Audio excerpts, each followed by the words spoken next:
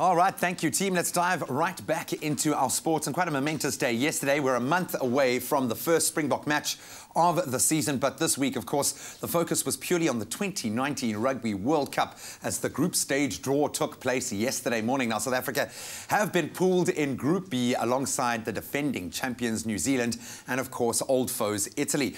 To chat about the draw, what that means for the Springboks and some of the other matchups in those opening rounds, Garen Lamley now joins us from Sports 24. You don't look nervous at all. You don't look nervous at all. I think some interesting matchups in the pool groups, a nice spread of the big guns and the minnows, and lots of places open for the Africa qualifications, Europe qualifications, and America as well.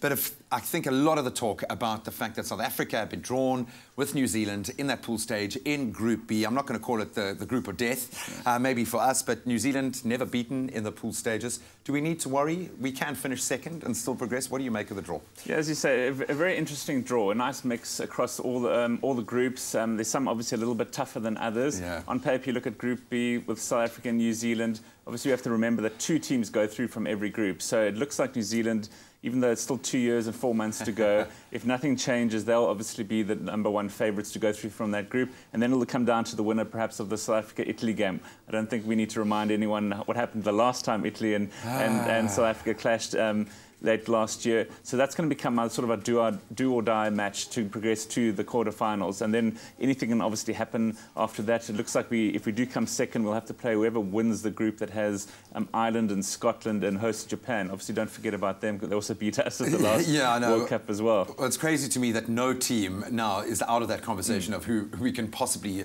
trip up in those initial stages. But looking at the full spread, you mentioned Ireland and Pool A. I would say they probably have the easiest of the draws. Eddie Jones, very nervous about his draw in Pool C.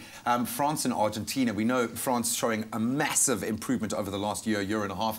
And Argentina, they're a bogey side for anyone in the big tournaments. And this team has played together for a decade, maybe a very strong continuity there. Absolutely, and we'll learn a lot more about France, obviously, in the coming months, as you say, when they come out to South Africa for a 3-test tour. Argentina, part of the Rugby Championships now as well. They're just improving day after day. They're going to be a really tough side to beat as well. England in the pool of death, the same thing that happened when they hosted the 2015 Rugby World Cup. They actually didn't make the quarterfinals when, at that time, Wales and Argentina went through from their group. So Eddie Jones, a little bit uneasy this morning, I'm sure. And the other 2 teams in that group, it could still well be either the USA or Canada, and then Fiji or Samoa. So it's a really, really tough draw.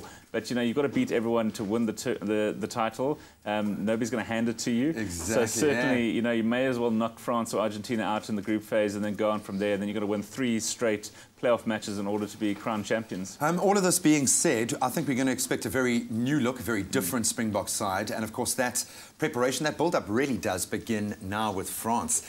Do you think that Alistair Coetzee, our national coach, has the players to take us to a World Cup victory? Let's speak honestly and openly now.